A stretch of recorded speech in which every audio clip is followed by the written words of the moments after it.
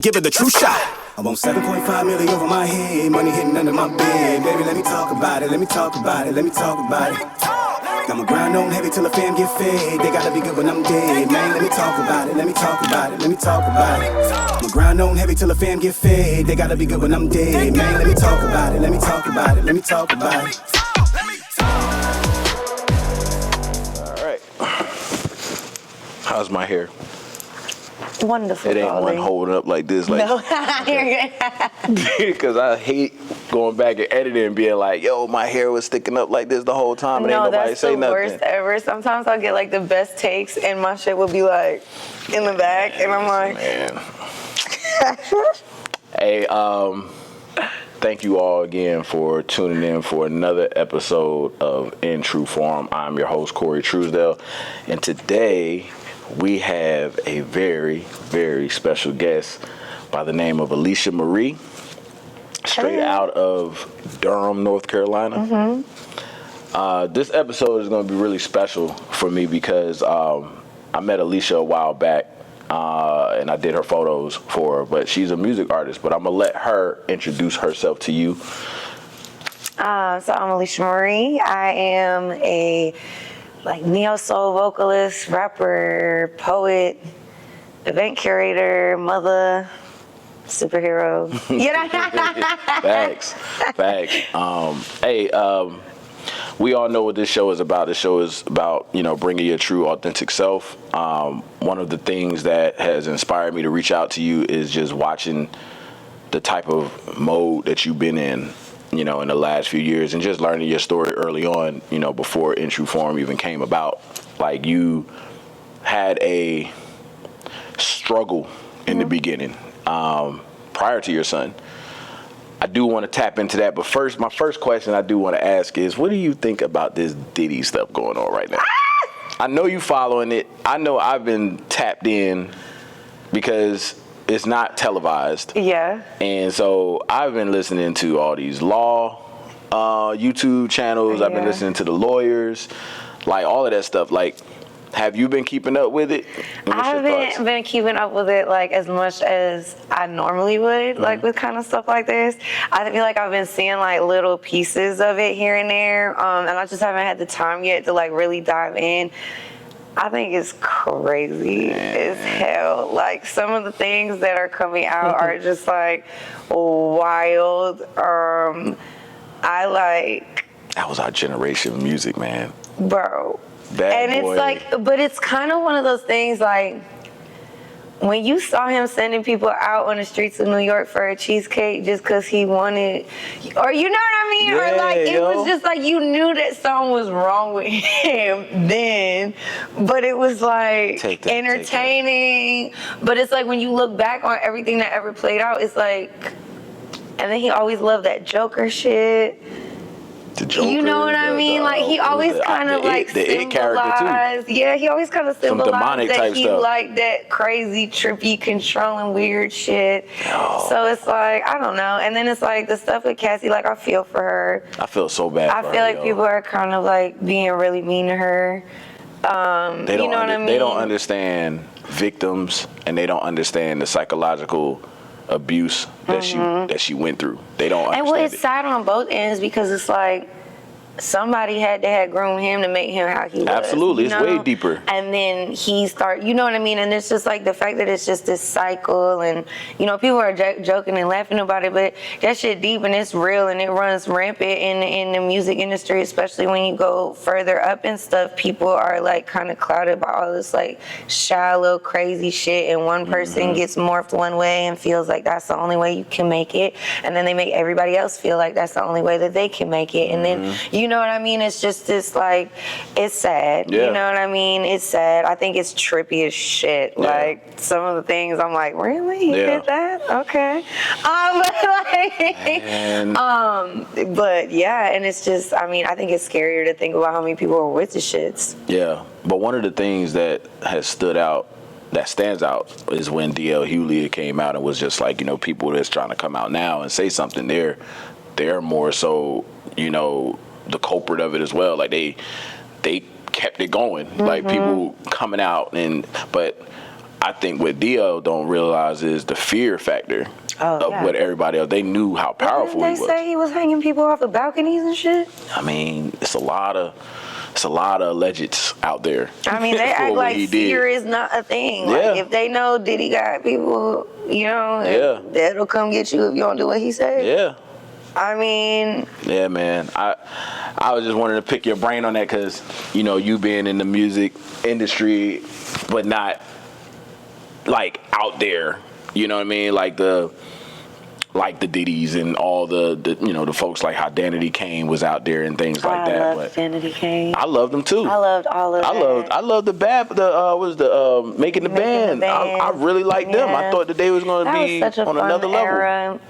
That was our music. Yeah. So now, am I still going to play SWV remix with Diddy on it? Am I still going to play the Can't Stop, Won't Stop, the Puffy and the Family album? Like, those was my albums that I listened to. Mace, Harlem World. Like, I used to bang those albums, and I'm just sitting there like, yo, this dude was out here wilding on people.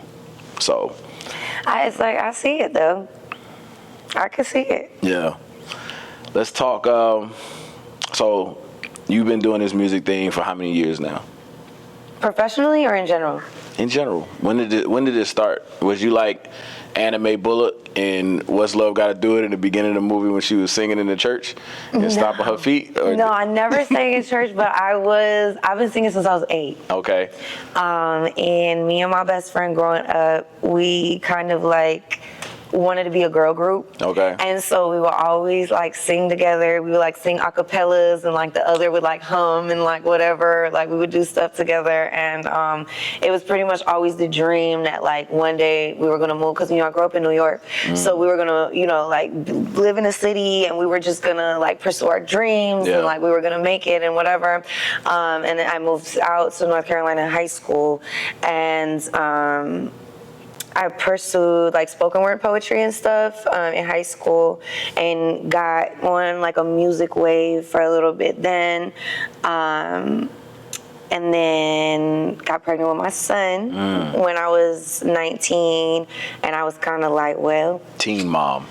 I kind of like early 19 or late 19? Well, I was actually kind of proud of myself because I was 20 when I had him. You know what I mean? So I was like, you guys can't call me. You know what I mean? Because like it took me a minute. I'm not gonna lie. Like I was kind of ashamed at first when I found out, because I was on my own. I was like really pursuing all this stuff. I was really trying to like, and I felt irresponsible when it went down. So it took me a little while to like kind of accept it, and then once I did, it was just kind of like, well, baby, like we in this together, and then like, you know what I mean? I never ever changed anything at all. He saved my life for sure, but like, but yeah, no. So I took like a 10-year. I won't say a 10-year, but I took many years off. And say your son's name, just a shout out. Jalen, yes. Shout out to Jalen.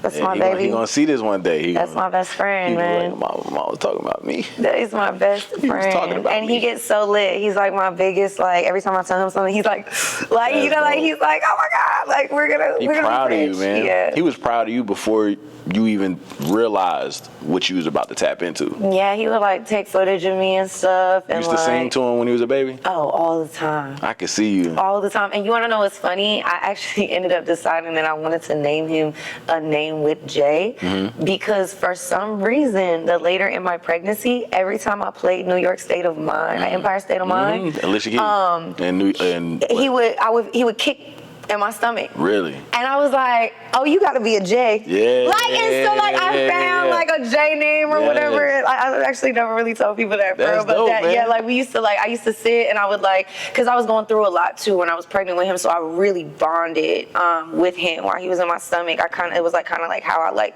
survived and coped with it. So I would just like, I would talk to him, I would sing to him, I would, whatever. And Empire State of Mind would come, and he like he was in every single time, and I was like, "Oh, this your song, okay?" Like, where the birth made no, for real. I made that last part up. I made that last part up. But no. So you talked about recently, just now. You mentioned that struggle piece. Yeah. tap into that, peel that layer back. For those who don't really know your story, you gotta. That's a long, big, crazy one.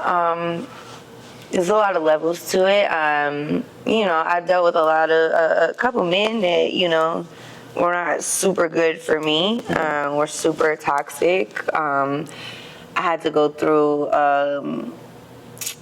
a crazy trial because of my baby father. I kind of went through one of those situations where, you hear the men wild out when the woman don't want to be there no more. Oh yeah. It was that, yeah. And it turned into a whole trial for real.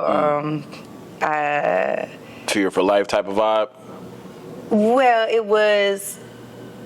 I was trying to move on with my life, and I had another person that I was talking to at the time, and he just randomly pulled up on my house one night with a friend, trying to start whatever. I still don't really know what the intention was initially, but my other friend ended up being there, and it turned into this whole thing. They tried to fight him, he defended himself, and someone died, and it turned into a whole thing. And, this was in New York, or was no, this was here. This was here, and it turned my life upside down. He lied about a lot of stuff. I had to prove a lot of things, and you know what I mean. It was a very crazy period of my life. I lost a lot of jobs. I lost a lot of homes. Trying to maintain with everything. So at one point you was homeless? Yeah, I lost. Yeah, by the third house that I lost, because I was evicted from the first one because the incident happened there, and then I had to move to another house. But by then I had to switch my job. There was just a lot of things that had me switch things up. And with that job, he actually served me with for custody after everything that happened. And in the midst of custody, doing the custody and whatever, he just kind of randomly decided that he was going to be too busy and cut the custody. And I always kind of felt it was a bluff type of thing. Yeah, and I didn't really want to do it to begin with, but I was, I was always I was very protective of my son, so I was if you want to see him, you can see him. Take me to court. You know what I mean? Take me to court, put it on paper, this is how it's going to go, whatever. And he... so he did that, and then after, I guess, maybe it didn't go the way that he expected it was going to go, but he dropped it after a couple months. And in doing that, that switched my life up again because we were on a certain schedule. Right. So that messed my job up again, messed my money up again, then I lost that crib. Then I ended up having nothing and had to go live under a slumlord. The house was mold ridden so bad that I ended up having to stop paying rent to call a mold team to come out to check because they tried to tell me mold don't exist in the air. So I call, right? They come out, the mold people tell me that the insulation under the house was so mold ridden that the floor was gonna collapse. And I'm talking about mold spores sprouting on my son's clothes. Yo, that's crazy, on the furniture, everything. And this is all within a maybe 9-month period, and 6 months Y'all before, got sick. Bro, and 6 months before all of this, my crib burnt down.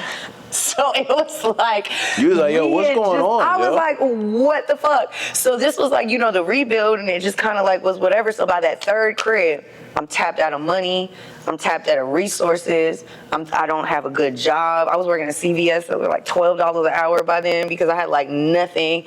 And I had to give my son up to my mother for a year. Get on your feet. I know that was tough. I felt like the lowest. Felt like a failure. Oh my God.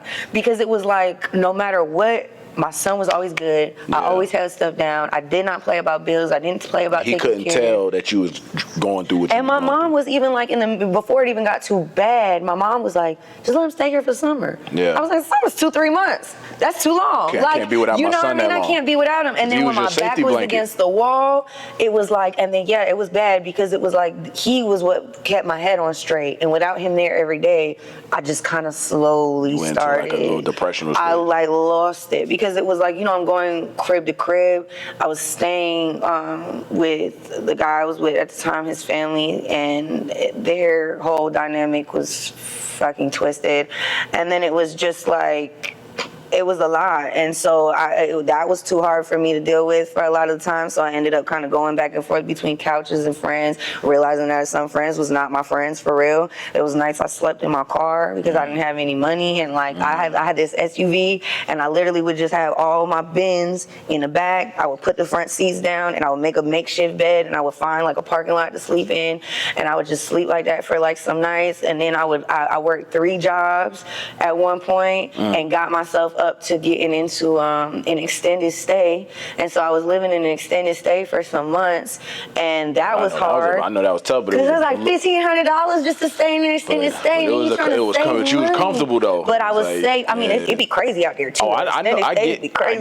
But you had a door that you can lock. Yes, and a shower and a bathroom. Like, you don't know crazy till you're going to take a shit in the middle of the woods at 2 a.m. because you don't, like, you know what I mean? Like, that shit is like crazy. And so fucking, yeah, it was actually, I'm not going to lie, them stimulus checks during that pandemic. You was checking that mail. Man, I had gotten, you was like, yo. I got that stimulus check hit, and I was saving up like crazy from the jobs. And when that stimulus check hit and I had just enough, it was over. I put all the money down, I got a crib, and it was over. We're going to take a quick break because that was a lot. That was a lot. You know how y'all girls do this? Why y'all do that? Is that y'all drying y'all eyes? Yeah, you got to dry your eyes so that it don't mess your makeup up. I'm drying my eyes right now. I'm going to take a quick break real quick. Jeez. This episode of In True Form is brought to you by Super Deodorant. The aluminum-free, fragrance-free deodorant that actually works. You just put this under your armpits. Promise you. You know what I'm saying?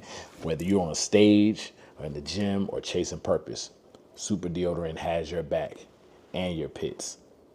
No harsh chemicals, no irritation, just confidence that lasts.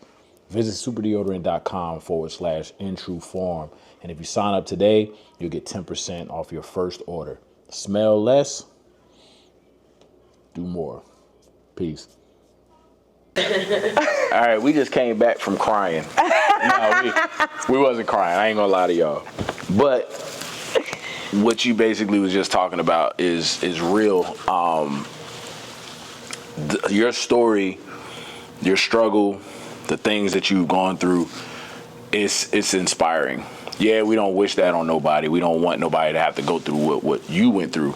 But for your son, Jalen, to be the catalyst of your grind, because that's what I'm taking from that. Yeah. I'm taking the fact that you're looking at it like, yo, I got to do this for my son. That was the only way I could. You know what I'm saying? How did, I guess, what was that moment when things just started looking a little bit better? You know what I mean? From the dark. When I got into that house, that first day was like, I literally just laid out on the floor in my living room, and I had nothing. Because, I lost everything from the fire. I lost everything from the fire, but I got paid out for the fire. Then I built my whole crib back up, got everything back in it, from and then lost everything. No, from the check from the fires, right? Got you. So then I'm moving all this stuff from one crib to the next, and then lost it all again in the mold-ridden crib because it all started sprouting mold spores and all that shit, so I couldn't take it. It was like in a science lab. It was horrible. They was doing a project on you. For real. So I lost everything again. So I had nothing. I had like a couple things, whatever was in my Tupperware, not Tupperware, but the big storage. Yeah, the bin, the storage bin. Yeah, yes, yeah. I had like 2-3 of them, and so that's all I had. And I literally I just slept on the floor. I didn't even care. I just literally just laid there, and I looked at the ceiling, and I was like, I got a home again. Are you like me? So I'm a music head. Music and comedy has gotten me through my darkest hours. From all the way when I was 5 years old is when I can remember all the things that I've dealt with my family and friends and stuff like that. But when you go through stuff in life, this might be a little humor in it, but I don't want it to be fully humorous, but it may come off like that. But when you're going through certain stuff in life, are you thinking about a song in particular that can get you through that moment? That's actually why, because I was writing here and there for a little bit over the years. But towards the end of it, when I thought that I was not going to be able to like continue going through, and I'm like, I have to find a way to like ease my mind, whatever. And if I couldn't write when I was sitting in my car, I would just start writing. And that's actually how Street Renaissance happened. The EP was written while I was in my car. And then Speechless was written a night that I couldn't sleep in my car. Yeah. And then I just kind of started writing other things and whatever. But basically, like, when I got back in the crib, that was pretty much when my brain was like, I thought I wasn't going to make it. I thought I was going to die multiple times. I didn't think that I was going to have a home again for real. And I pushed through, and here we are.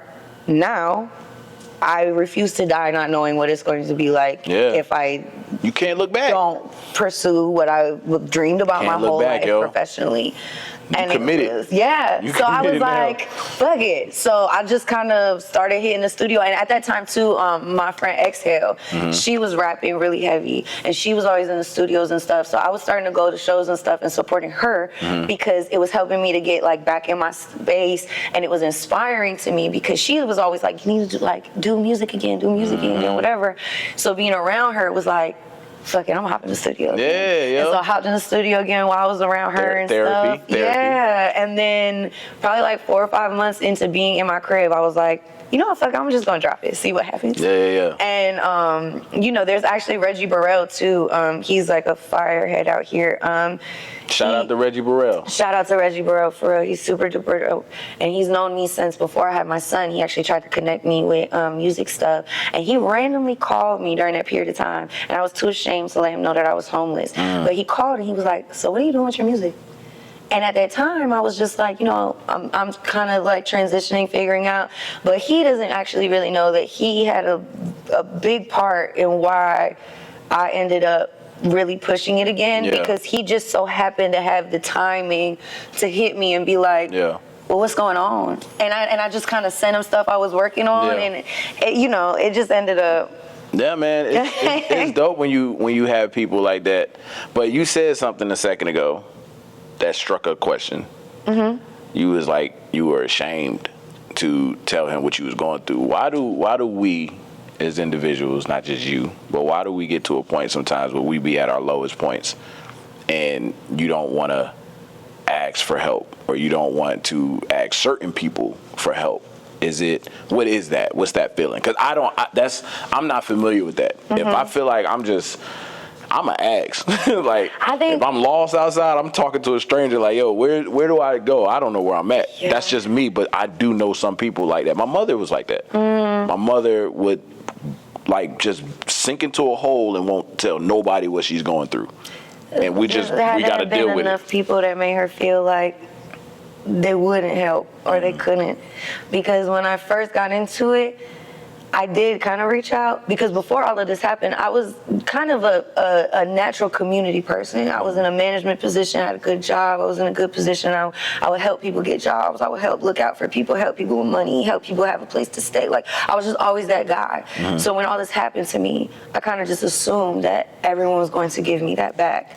And I was left out to dry way more times than I ever expected. You got disappointed many times. Super, like, crazily, like, to the point where, like, I was so betrayed so many times that I didn't know what to do but, like, retreat within myself. What's your trust meter looking like right now? It's better. Okay. It's better now. I'm in therapy. You know what I mean? Speak on it. You know what I mean? Yeah. I'm in therapy too. Good. You know what? Therapy. Mental health turn up. Yes. Therapy. Get your mind right, twins. Yeah, therapy. But like, it's not you. It's not about you. It's them. No.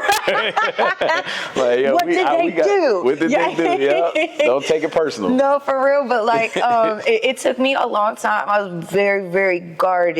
Very protective. I still am kind of that way to an extent, but I'm more willing to extend my heart, extend my, you know what I mean? I'm not, I understand my limits, the boundaries and stuff that I have with people and stuff. And because it hurt me to kind of retreat like that. I'm naturally a giver. I naturally want lover, to you're connect. yeah. I want to, you know what I mean? That's how I am. But I was kind of morphed into this like kind of hardened, like, you know, and so. Created a shell. Yeah. And I didn't like kind of distancing myself.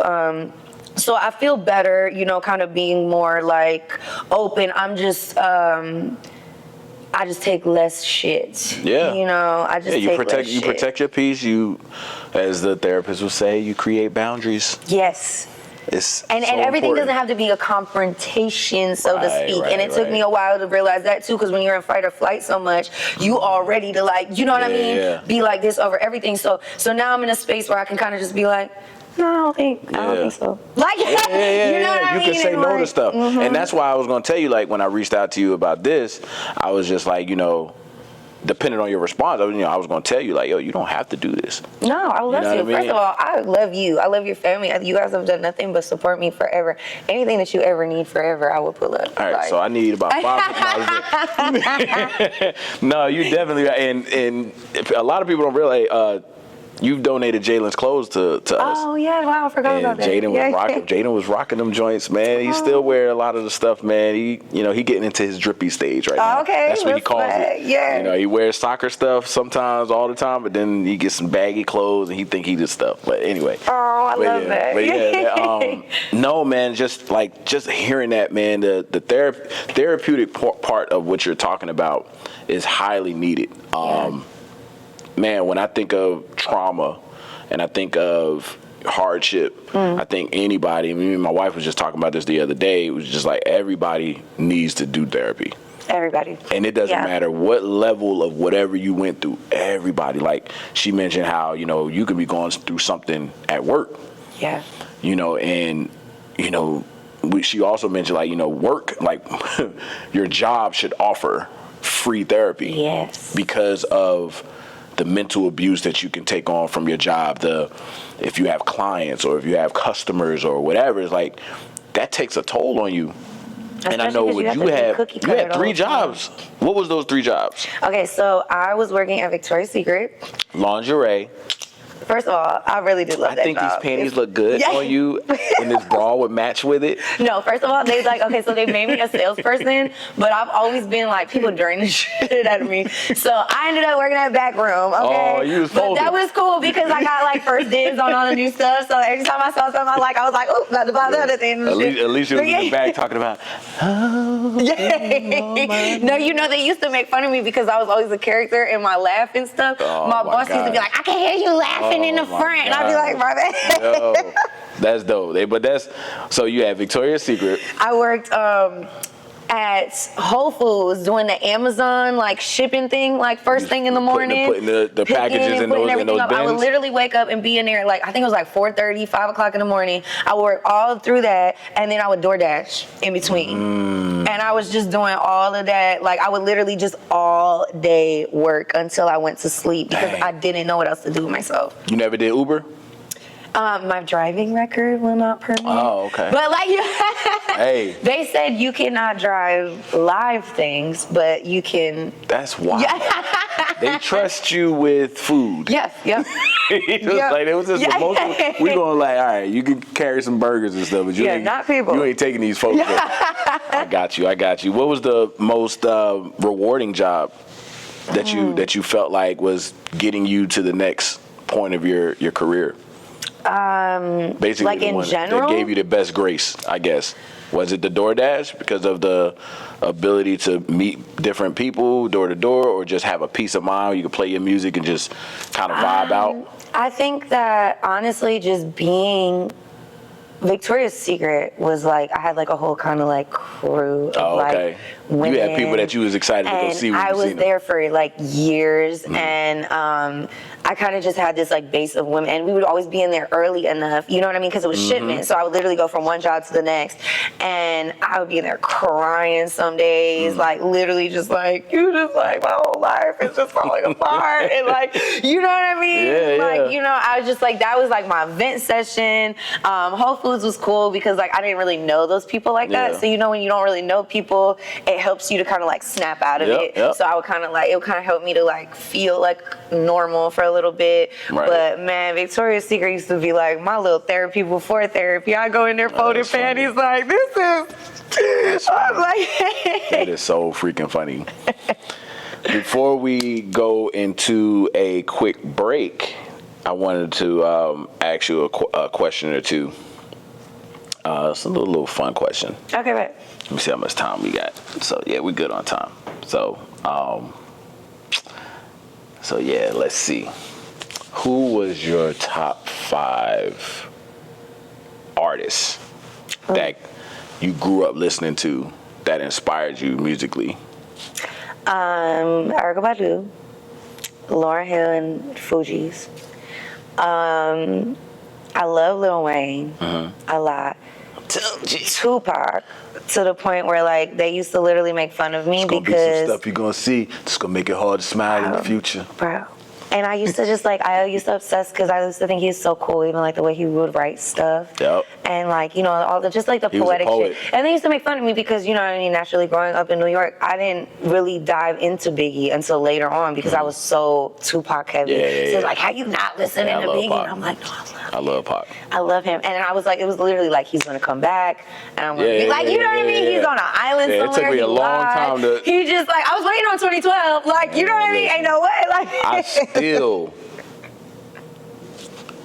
Confession, I still be scrolling Google sometime being like, is Tupac alive? I think so. I still do it sometimes. He's probably in Cuba.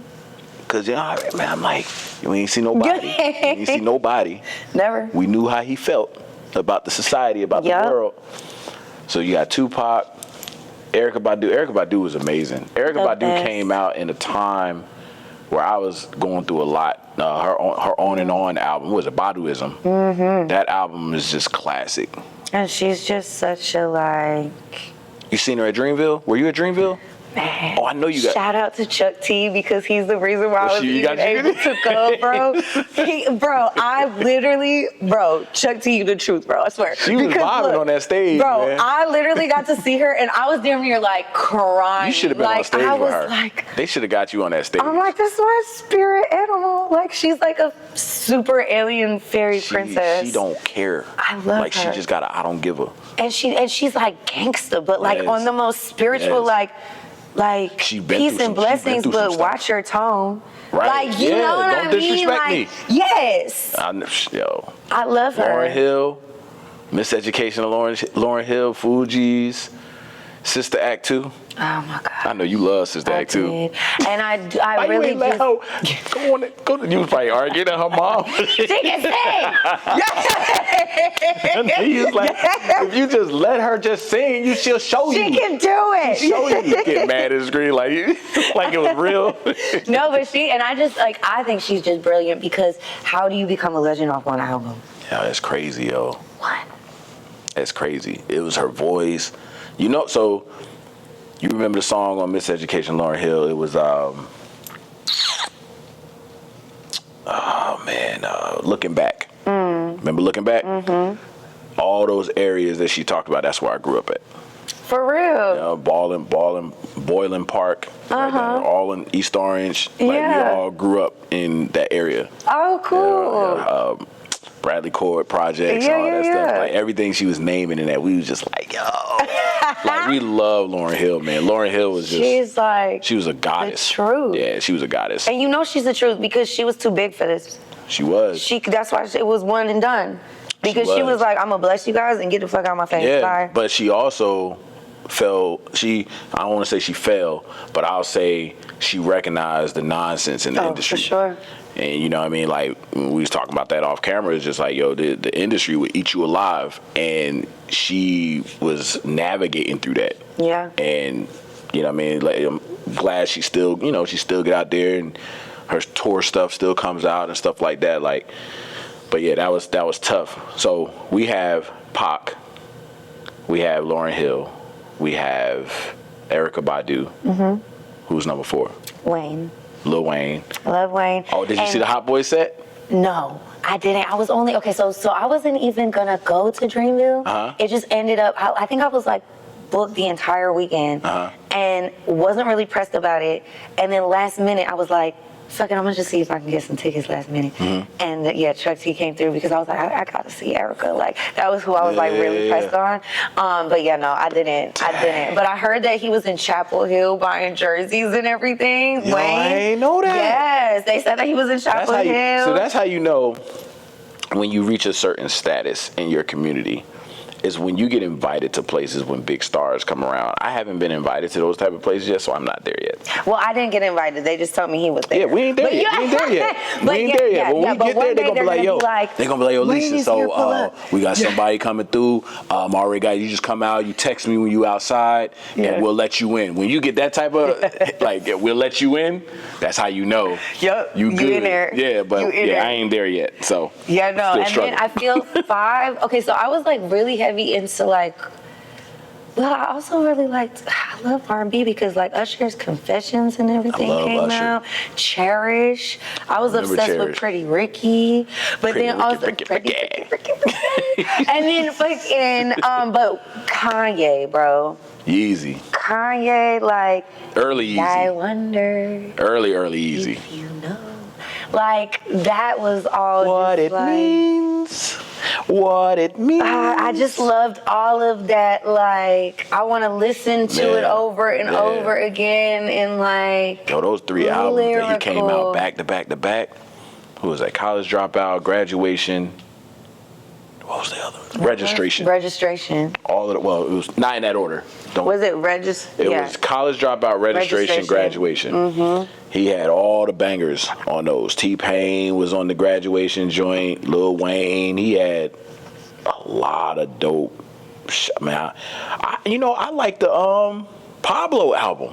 I like that one too. I was supposed to go on that tour. Really? And he canceled it. So he had that meltdown on stage. Oh yeah, he did. And I was like, I won't get this. Because that was when I knew I wasn't gonna be able to ever see him again. Yeah. I knew I never was gonna be able to see him live. But he was, man, I learned that whole Pablo album because I was like, I want to be in there doing what you see people doing, like every song. If she just bleached her. Yeah, like I was like, yo, what you talking about in this? I was like, I like it. Yeah, I was like, I got bleach on my t-shirt. I'm like, what is he saying? I don't know, but he can say it, whatever. He was all over the place, yo, but the song was dope. Because he always just comes out with the most random, like, and it's like one of those things where like my heart will always be there for Kanye because I just feel like he mentally fucked him up. Yeah. They fucked him up, and he's always, and now I feel like he's just to the point where I'm so famous, I'm gonna just say whatever, fuck you guys. And sometimes I think he don't even be meaning it, he just wants to like. But he don't have people in his corner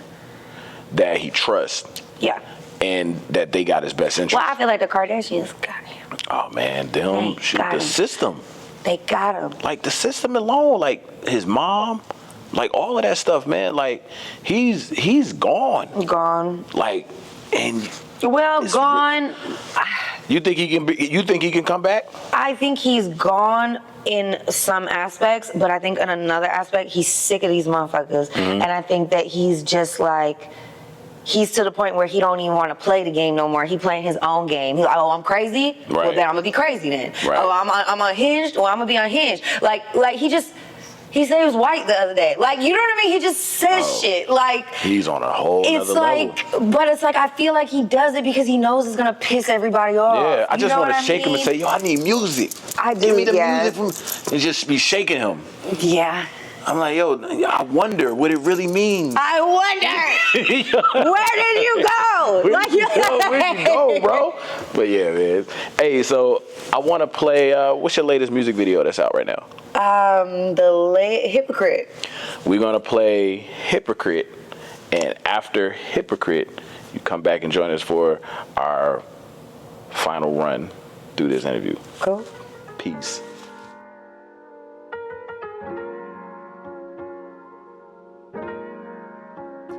I just need some sun. Sun, sun, sun, sun.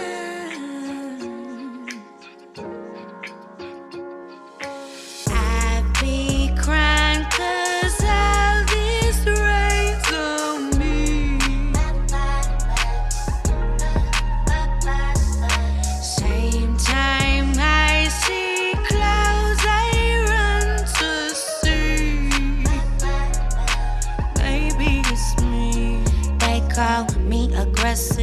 I'm protective, need defenses. They all left me, disrespect me, they neglect me, then turn around and talk about a fucking miss me.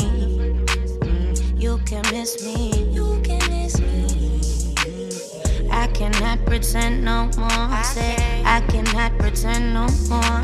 Everybody around me doing dirt. Everyone move shady cause they hurt. Everyone around me doing dirt. And I just move down shady cause I'm hurt. I be crying cause all this rains on me. Same time I see clouds, I run to see. Maybe it's me. Everyone I never wanted to be. I became a little bit, guess it's the bitter in me. I let trouble roots poison my seed and let people who don't let me talk about what I need while they all gossip on me. I told myself I'd never be like them. Now look at me, I'm looking just like them. I'm pissed off, swear that I would be way different back since I was a kid. Now I'm grown and breaking hella promises. I guess it is what it is. I ain't really wanna be cold-hearted. This is what I had to be so I could handle all the losses. I be crying by myself so hard, don't know how to stop it. Thought that I would be okay, but now still feel like I lost it. Wish that I could get the moment that I liked and fucking pause it. I don't get too many of them no more. I sabotage them, I don't wanna share my heart no more. Cause everyone drop it. I can't remember how I went wrong, but I know now I'm toxic. I be crying cause all this rains on me. Same time I see clouds, I run to see. Maybe it's me.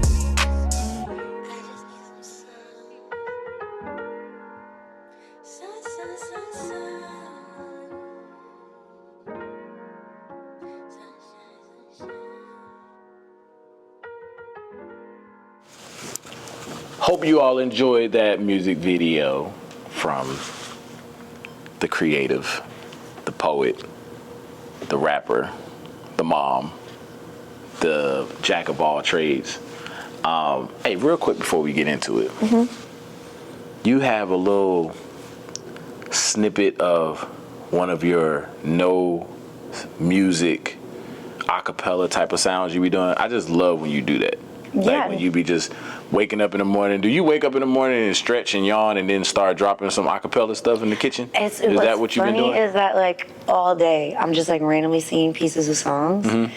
And I post on TikTok every so often like those, and that's where like my following is most prominent. Tell everybody where they can follow you on TikTok. Oh, I am Alicia Marie Official. You can follow me TikTok and Instagram, and that's also my YouTube handle. But yeah, I think I was the video that's going crazy right now on Instagram was literally on a day that I was like, well, I guess I'm just gonna post. I don't know what I'm posting for, and I don't know why I'm posting again. And it's like whatever, but they just keep telling me to post, so I guess I'll just post again. And I was listening to. Sometimes I'll listen to a song and then I'll sing it to myself, and I'll be like, "Oh, I like how that sounds," and then I'll just like put a little piece up or whatever. But let me hear something. What? Okay, so what would you? Something. You want to hear the one that's going viral? Go ahead. All right. I'm not picky. I guess you wonder where I've been. I searched to find a love within. I came back to let you know. Got a thing for you, and I can't let go. That's old school mixed with the new school and your tone and your vibe. You know, when I listen to your voice, I think of Anita Baker. Ooh. I think of Erykah Badu. I know we mentioned her earlier. Sade. Those distinct voices. Damn, thank you. It's another singer that's on Brownstone. I can never remember her name, but the lead singer on Brownstone had her own voice. Yeah. Candace from Escape. Oh, She had her own tone. yeah. Nivea had her own tone. Like when you heard the songs, when you heard you be like, oh man, that's that. You have your own sound. Thank you. And that's rare. Like there's rappers out there, like just guys out there, they'll grow up listening to hip hop and stuff like that, but they mimic other rappers that they've listened to growing up, like a cadence. My older brother at one point used to rap, and I can hear Tupac because he listened to Pac all the time. Or my younger brother, he loved Kid Cudi, and Kanye, and and all that. And I can hear it in his music sometimes. But you have a distinct voice. How has that opened up the gateway for you in your journey right now? It's opened up a lot recently. I think I've always sung, but there's always been this kind of self-conscious thing that I've had with my voice because I never knew what to compare myself to. And I always felt like it was too different. I always felt like maybe it was a problem because where do you put it genre-wise? Like, where do you fit it? Like, what can you compare it to? And I always thought that was like a problem that you couldn't. So I was always very like, I don't know. Like, you know what I mean? Like, I'll sing, but like, I don't know. And just recently, I think I'm like really understanding like not being able to be compared is actually the thing, and that's what everybody wants and like whatever. So I'm developing like this kind of new sense of like confidence and stuff in it. I'm also just, a lot of people don't know, my voice has just kind of come back in being in all that toxic shit and everything that was going on. I was fighting a lot. I was Screaming, like yelling a lot. I was crying a lot. My vocals were just completely How long ago was that? I really just got my voice back like completely like within the past year. That's crazy. And so I just kind of recently You sing even better. So you're singing better with your voice back. So you was damaged. like real bad. It changed like the octave of my voice. You can hear it when you're in the studio and stuff like that. Yeah, like, and right now, like, it might be like normal for everybody, but if you even looked at a TikTok of me a year ago, don't sound I'm a lot raspy. Wow. I'm a lot, like, you know what I mean? Yeah, and everybody kind of got used to that being my thing, especially because I'm a smoker, so I kind of just played it off like that. But I was fighting for my life for years, and like it completely altered, like, my vocals and stuff. So yeah, over the past year, I've like taken a lot more care. I'm like making sure I'm hydrated. I'm doing like little practices and stuff, making sure that I'm taking my teas and all of that, and I'm just sea moss. You take a sea moss? I do not. Man. I'm a texture person. No, I got somebody for you. Do you? Okay, because I will. I got somebody that their like, sea moss tastes like applesauce. Oh. Shout out to Organic Royale. I could do applesauce. It tastes just like applesauce. I could do applesauce. Like my kids be like, yo, we getting some more sea moss in the house? Mango, apple, and it's. Yeah, I'm gonna Trust need me, to. I got you. I know the palate. I know some people with the palate thing. They like. I'm like. I got it you. took me a while to get cool with oatmeal. You know what I mean? It took me. Like, it's just like I'm a texture person. You know what I mean? So at least you like oatmeal or grits. Yeah. Oatmeal or grits. No, I can't do grits. I'm not gonna lie to you. I tried grits. I know it's more of a southern thing. I did try it. I tried it. I feel like I'm eating like watery grains. I don't know. Like, I'm like, it's like, I don't know. My bad. I ain't mean to gross you out. Because you probably like grits. No, yeah, I tried. Like I did try. Like, yes, watery sand is great. Man, yo, somebody ain't cook your grits right. That's what it was. Maybe. It's possible. You like lamb chops? I'm also weird about different meats. I have tried. What you like eating? Okay, so I just eat, like, I love steak. Are you single? Yeah. Hey, fellas, pay attention. She about to let y'all know. No, I do love steak.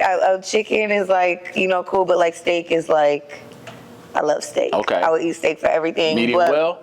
Medium well. All right, because I'm like, medium well. No. I can't do well done. I cannot. I don't want to like chuck it at you like a freaking like saucer or something. So medium well steak. What else? Medium well steak. You like barbecue chicken? Love barbecue chicken. I love wings.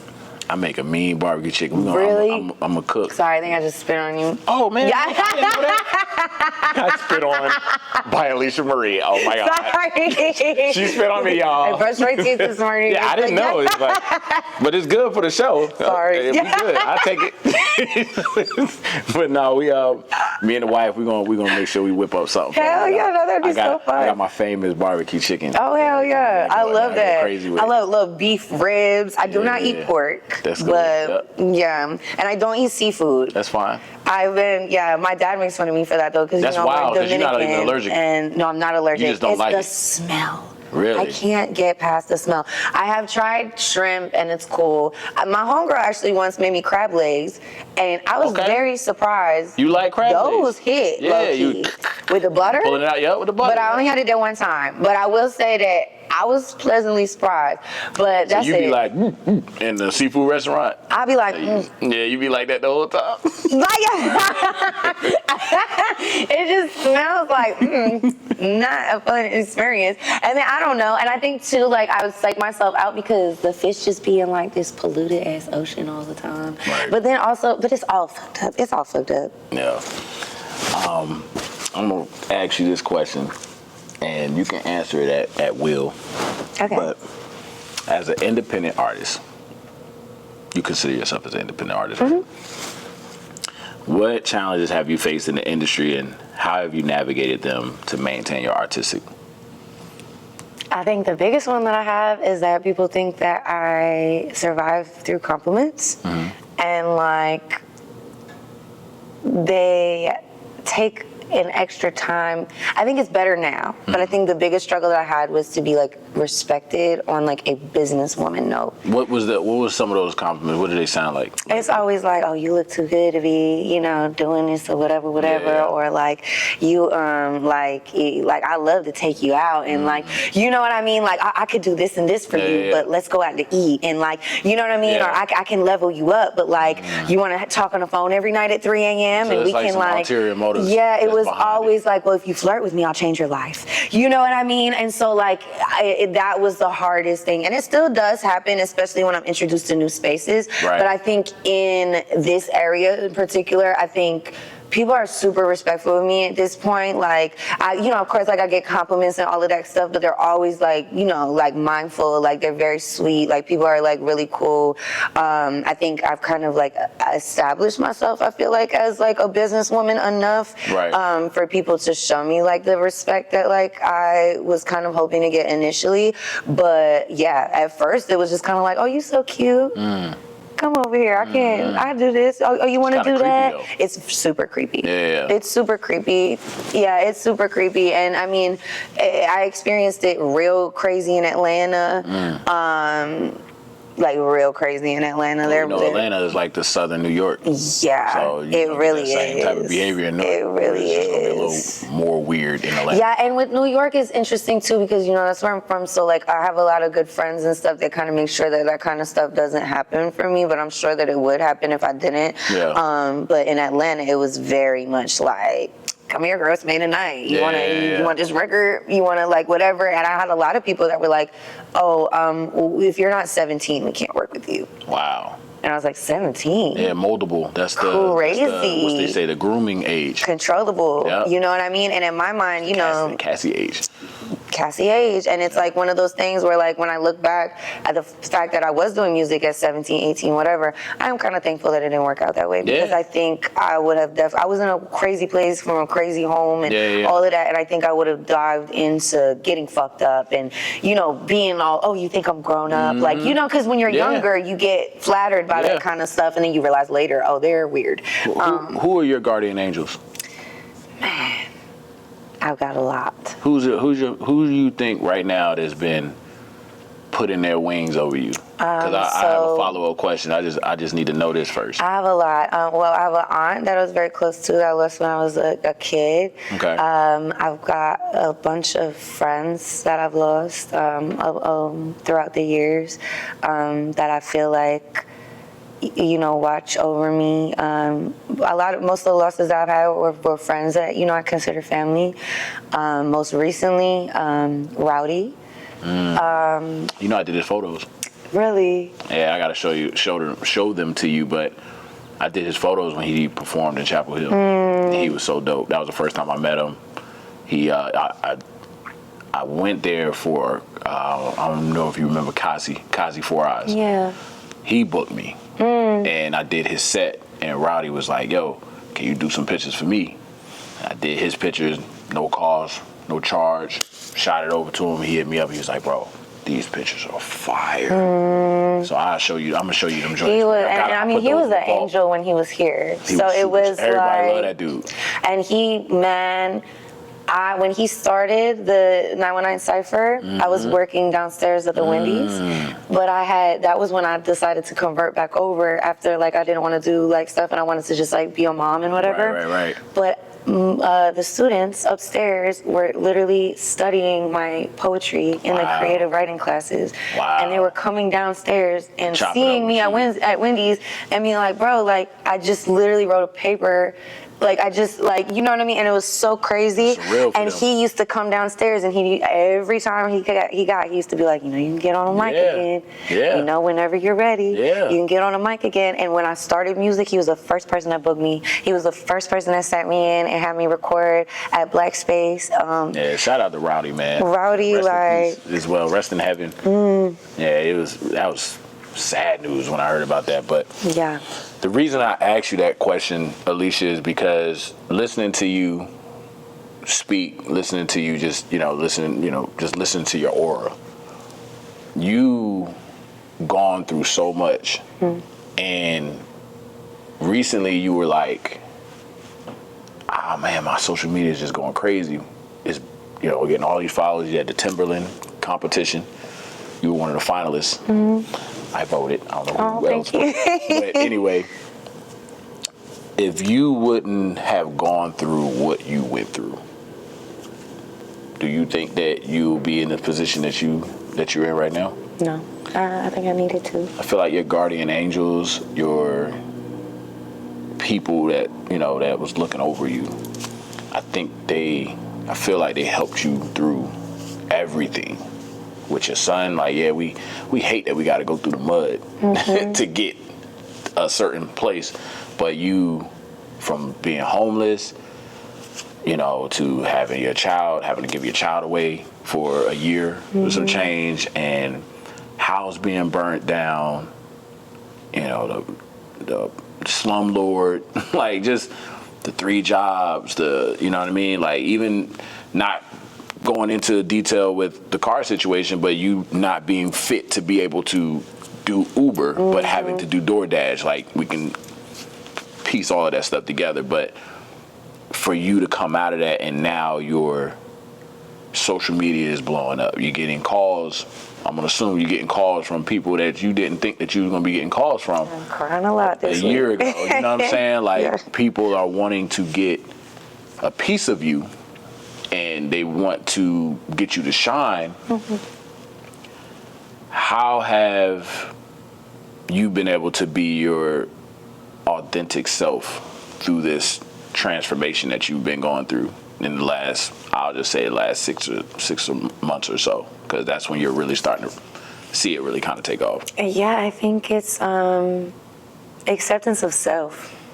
I think you have to really accept where you've been and why you are how you are and why things happen the way that they happen. I feel like our souls in a way sign these contracts before we have to touch down. And we have these missions of certain things that amount into something beautiful, and a lot of the times in order to get that beautiful you have to go through craziness. You want to get taught the lesson of perseverance, you have to get met with a lot of fucking obstacles. You want to get met with, you want to learn the lesson of self-love, you have to be made to almost hate yourself to learn how to love yourself. And I think that, like, I just, I had to be the most honest version of myself and accept, you know, where I stand and how I am and how things are, and not try to be anything other than that, not try to be what I feel like they need me to be, not try to be anything other than all that I can be naturally, and just allow only things that align with that to, like, be in my frequency. And I think once I was able to, it wasn't until I was able to really see myself that I was able to be like, oh, I've been doing this wrong. Right. You know, I think when you go through a lot of trauma, you become like a people pleaser on accident. You want everyone to be like cool with you because you don't want problems. You don't want more chaos. You don't, and you kind of sacrifice yourself in the midst of that, trying to make sure everything's good. And then you wonder why you're so pissed off all the time. You know what I mean? Or why you feel so lost. And I think just knowing too that, like, learning that I'm worthy of that love that I give to people, learning that, like, I'm worthy of taking care of myself before I try to take care of all of these people, and just looking at myself the way I look at everybody else. I think you get used to looking at yourself like you a soldier, like, tough it out, you can carry it, they want to give it to you, carry it, you got it, girl, like, you know you can do it. And now I'm to the point where, like, yeah, I could hold it, but you got it. You know what I mean? You need a little assistance, you can hit me up, but, like, I did it, and you'll never be able to learn if you know what I mean? And so I think you just got to be the most honest with yourself you've ever been, and be okay with that. And that's, like, really the best way to kind of enter into this space, because this is a field where everybody's going to tell you who you are. Right. And if I know, you can't tell me. That's true. That's true self-talk. If you had two things to tell your younger self, if that was your younger self right there, if you had two things to tell your younger self, what would you tell them now? You got a chance to look through a window and you had an opportunity to scream out. You don't gotta scream. You have an opportunity to yell out the window two things that you see your younger self doing that you can change. What would you tell that person? I would say believe in yourself more, because too many people believe in you more than you. And just know that the fight was never for nothing. Was never for nothing. We're going to close it out with my signature question. And it's sad because I still haven't memorized it. But I ask it every episode. But anyway, in true form, it's all about authenticity, resilience, and stepping into your purpose. What does being in true form means to Alicia Marie? Just completely aligned and at peace, you know? Just like, that's where the strength is. Yeah. Everybody got this rah-rah shit, whatever. I even thought that rah-rah shit, you know? Yeah. I look like I'm a bark, you know, I'm strong, but nah. You taking some of them pictures? Yeah, but now it's like, I am like, you let it all flow over you and off of you, and you know what I mean? Like, that is strength. That is like everything that you cannot control, you don't control. You focus on all the things you can control, and you just leave it there. You be the best person that you can be. Totally agree. Before we go, tell them about your album that's out right now. Oh, the EP dropped today, or dropped at midnight. Burn at the Hearing. I've got a bunch of singles coming up too in the next week. Real also, quick. That was a good little transition. So real quick, tonight. I'm gonna do some post where I'm gonna do some post the first week of June. I'm the Fleet good. DJ It's gonna be trip fun though. in July. I got a lot of time. Definitely Burn trying After to. If Hearing, you're an independent can artist, you you want to tell tap me in about and do some stuff, let me know. I love looking out. Overstimulated song. What inspired you to make so we're just trying that record? Yeah, because I wrote down my three that I've been listening to. Let you I be. did want to say a second ago, like overstimulated. my wife gets What overstimulated a lot. inspired That's you? what Overstimulated. what stood I out. just thought of that question. So what inspired we still you? got and I can tell you what my wife basically What inspires you to get overstimulated? But go ahead. Okay, bet. So I just think it's like, as an entrepreneur, it's freaking insane, like balancing everything. I mean, also you mentioned your wife though, like that mother aspect to things definitely, you know what I mean, adds a part. But it's just like, yeah, just being needed all the time, needed all the time, needed all the time. You always gotta do, you always gotta do, you always gotta do. And sometimes it's not even like nothing is actually wrong. Everyone just shut the fuck up. Right. Please. Like, and it was just kind of one of those, like, it was one of those days. Like, one of them, like, I can't take it. Like, Yeah, my wife would be doing her work on the computer, and the kids would be asking for something, and I'm trying to tell her something about it, and she'd be like, hey, babe, I'm overstimulated. yeah. And I'd be like, all right. I'm like, y'all gotta come out of the room, y'all.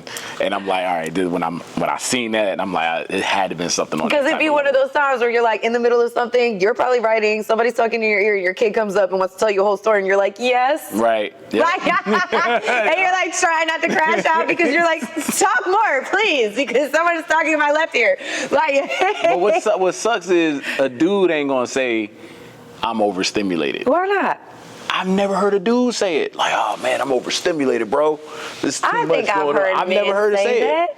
I think it's less likely. I think women in general are more willing to be like, I just can't do this. Yeah. I think men are kind of expected to handle it. So I Right. think you guys maybe have like the rough end where like, because I think it makes sense for men to be overstimulated, especially because like, I mean, shit, you guys be working and handling life and having to deal with I get shit, overstimulated too. a lot. I will Yeah. start saying I'm overstimulated. Yeah. I'm gonna start saying it. You're I'm gonna tell my boss. overstimulating You think me. if I tell my boss that, Yeah. they ain't gonna be like, well, is this job the right place for you? They probably will I don't because like that's that. how it is. Why do you always say that? They do. They'll be like, Well, maybe take this is not the right job for you. Just like, well, maybe everyone could just be better. Yep. Like, yeah. But hey, I appreciate you for the transparency side. My battery ran out, so I had to get another battery, and we had to replay that whole part. So if you are watching, listening, viewing, whatever, when you get to this end of this episode, it's going to probably be a little weird and repetitive, but just know I'm letting you know firsthand that we redid it and had more stuff to say about it. For your viewing For your experience. viewing experience. So we are going to hug again because when the battery went out, I didn't know, and we hugged. So now we're going to hug one more time. Two All right, hug. Two hugs. Yeah. Hey, appreciate y'all again for coming in true form and checking out this latest episode of Alicia Marie. Y'all take care. Peace out. That was hilarious. I had to say it. I ain't going to let it be all weird. No, especially because we're going to come in.